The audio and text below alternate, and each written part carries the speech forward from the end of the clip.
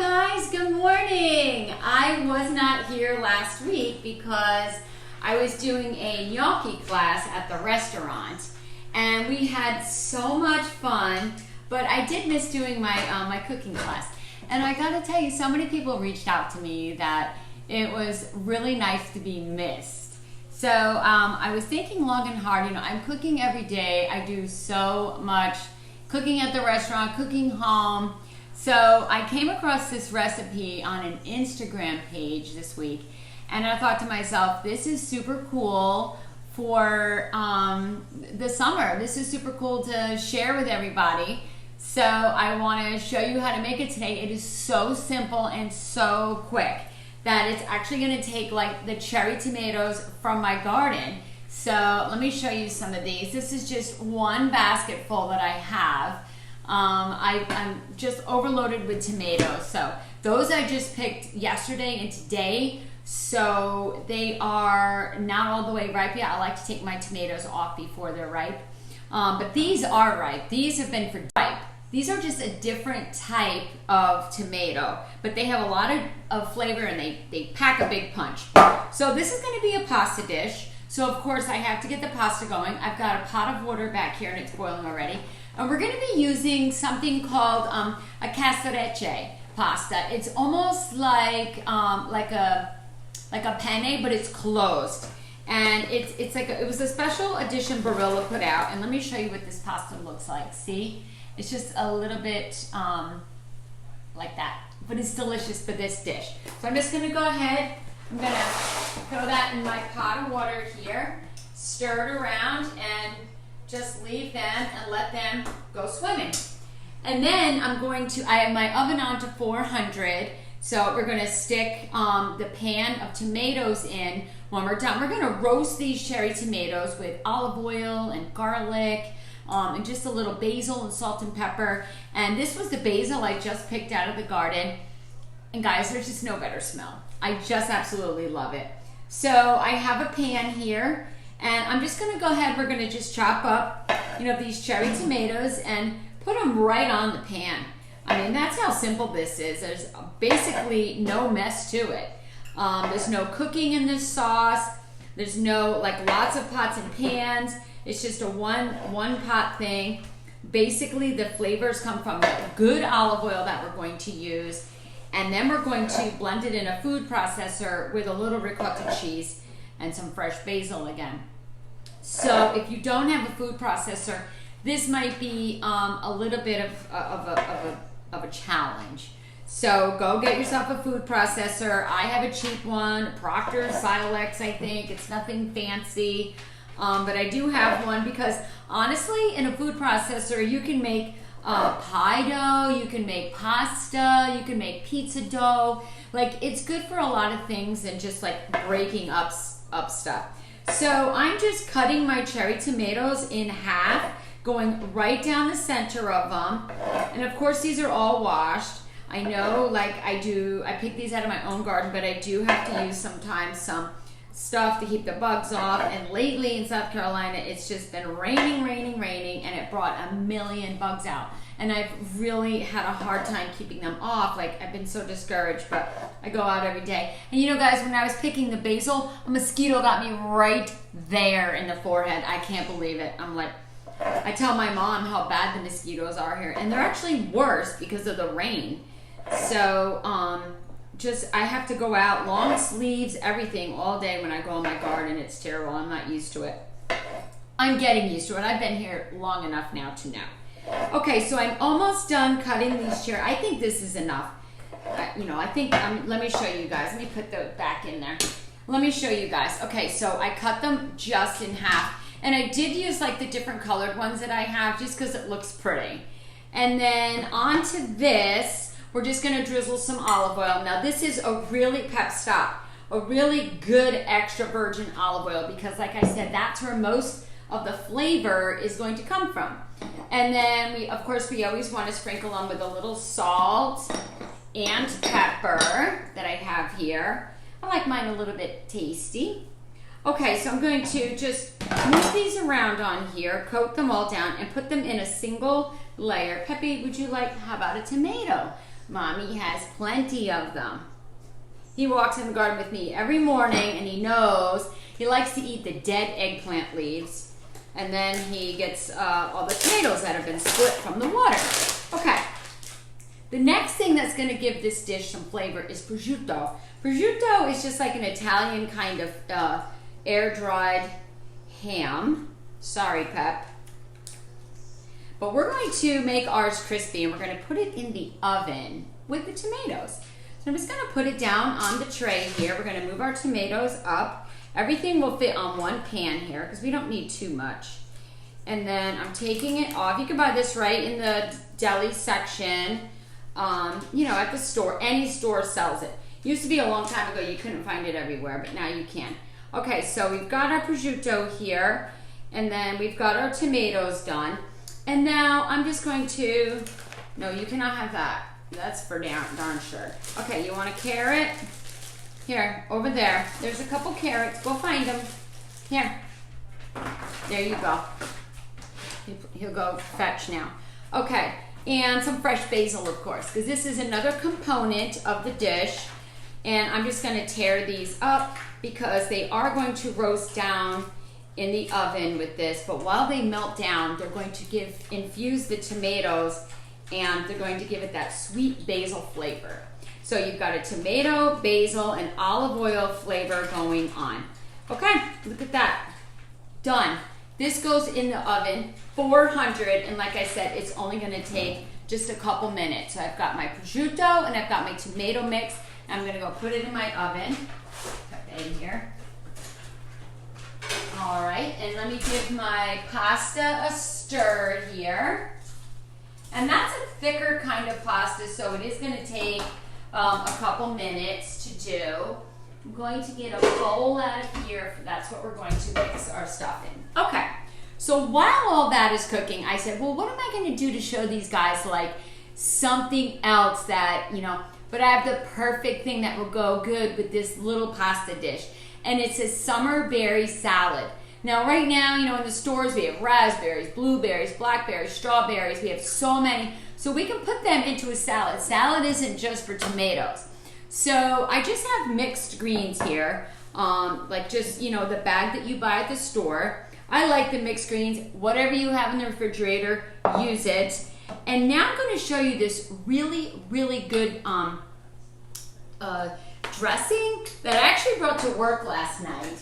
And we're going to use our immersion blender here to do it up. So it's, I brought it to work. I did a wine tasting the other night, and we had this berry salad with strawberries and feta cheese and stuff. It was delicious. So I said, you know what? I'm gonna show you guys how to do it because this is great. So with any salad dressing, you have to have an oil and a vinegar, always. So what we're gonna start with is we have a 1/4 cup of red wine vinegar. Just any vinegar that you just buy right in the store, that's fine. And then we're going to go ahead and we're going to put in, I actually had to write this down. Of course, a little bit of salt and pepper. You always want to flavor your salad dressing because that's all the flavoring it's going to get. So here, Pepe, where are you? Okay. Now we're going to put in a teaspoon. That was all over me. A teaspoon of Dijon mustard. And it's got to be Dijon, guys. It can't be the yellow mustard. My husband drives me nuts because, you know, our last name is French. So he thinks we have to buy French's mustard and use it all the time. No. Okay. And then in here, we're going to go ahead and we're going to put a little bit of berry. This is a mixed berry jam that I have. Yeah, just mixed berries. I love this brand. And I'm going to go ahead and I'm going to put a teaspoon of that in. This is actually a tablespoon. And you can save these jars, guys. Take the labels off and save them. They're super, super cute. They have the little red and white top. There you go. You can use it and store your salad dressing in there when you're done. Okay, so I've got red wine vinegar. I've got pepper and salt. I've got the jam, the Dijon mustard. Now goes the oil, and this is just almost a flavorless oil. This is canola oil, and I love canola oil. And then we're just going to take our immersion blender here and let me plug it in. And then I'm surprised Pepe didn't find the cord. He's been finding cords lately. Okay. There we go. And this is the greatest little thing. You can make a lot with it. And we're just going to put it down in here. Just takes a couple swirls around. And look at that. You have yourself a salad dressing. It's good, guys, because it's got a little bit of that Dijon flavoring in it, but yet you can taste the berries. And this is going to go perfect with this berry salad. Okay, so let's kind of assemble the salad. And can you believe this? I knew that was bound to happen. I can never wear white. Okay, so we have the salad. And so next we're going to put on some kind of really, really cut thin red onion. I love it. I put a red onion in my Caesar, guys. I'm a red onion girl. And I love them thinly sliced. I love the smell of them. And then we're going to put on, I have some pecans, whatever you want to call it. These are pecans for me. I'm going to put them in there. This is all about texture, guys. This is going to be fantastic. Okay. And then I'm going to go ahead and I have a whole bunch of mixed berries in here. I have strawberries, blueberries, big blackberries, and raspberries. So we're just going to go ahead and put those in. And then for the final thing, you could put croutons on if you want. For the wine tasting the other night, I did cornbread croutons. And they added a little crunch, but yet that sweetness from the cornbread. It was delicious. I'm going to add in some feta cheese. So I also did gorgonzola the other day, but let's just do some feta. Let me just take this whole thing off, make my life easier. And we're just going to crumble some feta on here. Actually, I'm going to wait, and we're going to pour some of this dressing on. Now this is going to be like an explosion of flavors in your mouth. It is so good. We're just going to toss this around. I don't like to overdress my salad. I'm not one of those ones. Sometimes we get people at the restaurant, they're like, we have extra ranch, extra ranch, extra ranch, extra ranch. And it's like, I just want to bring you the whole bottle. You know, how could you put all that on your salads? You got to taste this stuff. Okay. And after that, now we can put on the feta, because the feta is like actually the finishing touch. If you don't like feta cheese, you could crumble up gorgonzola and put that. Certainly, that would be fabulous on here. You could also do like a shredded type of cheese if you wanted, you know, something like that. Okay, and look at that. We have a beautiful berry salad now. So we're getting our greens and our fruits all at once. So look how pretty that is. So I have the recipe posted for the salad dressing. Again, oil, red wine vinegar, Dijon mustard, a teaspoon of any kind of berry jam, and of course salt and pepper. Blend it up, delish. Okay, so now I'm going to check my stuff over here, and I can already tell my pasta is almost finished, and my cherry tomatoes are also. Okay. Okay, so look at this. Our prosciutto has crisped up, and my cherry tomatoes are, if I poke on them, look, they're soft and smushy. They just push right down. So, and all my basil is all baked, and olive oil. This right here smells amazing.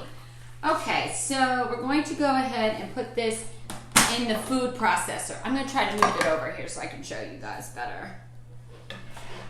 I like to work on this side of my kitchen because the lighting is so nice, and it's not really that sunny today, which is good for us. Let me just switch this out. So there we go. Okay, beautiful. And of course we need a spatula. All right, so I'm going to keep the prosciutto on here. Of course, that's not going to go in the food processor because we're going to use that another time. So here it is, guys. Okay, and now just use this. This is called a mappina, dish towel. And I'm just going to go ahead and put all of this in the food processor. Even some of the juices from the tomatoes, it's all going in here. Oh my gosh, cherry tomatoes is one of my favorite things, roasted anyway, in the whole wide world. I just love it. And I'm adding all those juices in there. Okay, and we're going to put that there for just a moment. So we're going to evenly put that around. And now I'm going to put in a little bit of garlic. We could have put in the garlic on the pan so it would roast also, but this is very minced up. So just a tiny bit will do in here. If you don't want to add the garlic, you don't have to. But again, it's just like another flavor in there. And now we're going to add ricotta cheese. And this is just from the store. I like whole milk ricotta. And we're going to add it right in there with it. So I'm going to add just a couple of tablespoons of the ricotta cheese. Look at this. I would eat this right out of this. I am a ricotta cheese lover. Actually, any cheese lover. Okay. And again, we're just going to add a couple sprigs of basil. And we don't have to chop them because this is going to do it for us. Not too much though, because we don't want the basil to overpower the tomatoes and everything else. And we're going to put the top on it. And we're just going to give it like a little pulse. And already, it's already almost all mixed together. Let me just check here. There's just a couple. Yeah, oh my goodness. Guys, this smells amazing. We can move all this out of our way because guess what? We are ready to plate this. Gonna move this over. That's how simple this was. I'm gonna get my pasta. Now I'm going right from the water here, right from the water into the bowl. And I know it's done because I've cooked this pasta before and I know how much. So I'm gonna turn this off and I'm gonna keep the pasta water in case this is too thin. I can thin it out. Pepe, you don't get pasta. Although the other day, guys, I gotta tell you, I gave him a piece of spaghetti and that was the fastest slurp up I've ever seen. He was like, done. It was incredible. Okay, here's our bowl of pasta. And to it now, we're gonna add this sauce that we just made in the food processor. Just put it right in here. Make sure we get all. You will have little chunks of tomatoes in there, but that's okay because that's all part of the sauce. Everything goes in there. Okay, we're gonna mix this up. Oh, it's so pretty already. So pretty. Look, I see the green from the basil. Look at this. It has a nice creaminess from the ricotta cheese. I mean, guys, this is amazing. And now on top, I'm gonna put some, this is just some fresh Parmesan that I put on there. Of course, we have to add that in. And last but not least, we're gonna use that prosciutto we made. Don't forget about it. All right, we're gonna get a bowl here so I can scoop some out and show you. And we're going to get a spoon. You guys got a real good look at my kitchen today. Okay, so I'm going to spoon a little bit of this out in a bowl for myself. I love when I do the videos because I have a nice little lunch for myself. So I sit with my cup of coffee and I have a little bit of pasta. Okay, let me get this. Remember this prosciutto now, guys? Look how crispy this prosciutto is. And you're gonna break it and we're just gonna put it on top of our pasta dish. It is so good and it adds such great flavor. I'm gonna put the rest on this one. Okay, are we ready to try? Can I just show you how beautiful this is? This is so good. It's almost one of my favorite pastas. I thought the other one with the cream cheese and the artichoke and the kale was, but this is so good. And I've got like a beautiful berry salad here. And now I've got this almost no hassle at all. So good. I can't even describe it. The roasted tomatoes with the basil and then the creaminess. And now you get the little prosciutto in there. So good. Oh my goodness, guys. I will post the recipe. I'm actually going to sit here now and I'm going to write down the recipe, and I'm going to have a little bit of this for myself with some coffee. But I just wanted to thank you guys. I always enjoy meeting up with you. I always enjoy cooking with you guys. I see a lot of you guys come in the restaurant and we're always comparing recipes, and I love it. And I hope I can encourage you guys to cook some of the things that are easy. Cooking doesn't have to be hard. This is so good, I can't stop eating it. So, come on, Pep. We're going to take our lunch and we're going to go outside now. You guys have a great day. Come on, Pep.